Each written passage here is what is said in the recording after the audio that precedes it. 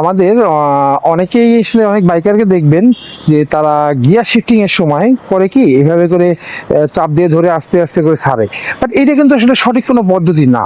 আমরা যদি চাই এটাকে আরো সুন্দরভাবে করতে পারি, যেমন এই যে আমি গিয়ার শিফটিং করে মানে কয়েক সেকেন্ডের মধ্যে, মানে 1 সেকেন্ডের ভিতরে ছেড়ে দিচ্ছি। 1 সেকেন্ডও আমার সময় হয়তো বা নিচ্ছে না।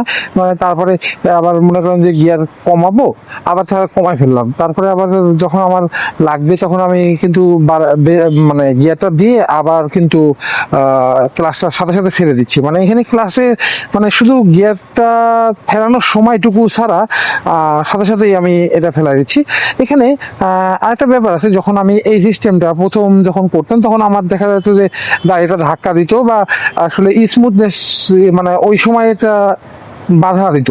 বাট এইখানে একটা সহজ সিস্টেম আছে, যেটা হলো আপনি যখন গিয়ারটা ডাউন করবেন তখন গিয়ারটা ইয়েটা ছেড়ে দিবেন, মানে এক্সেলারেশন বা থ্রটলটা চাপ করবেন না।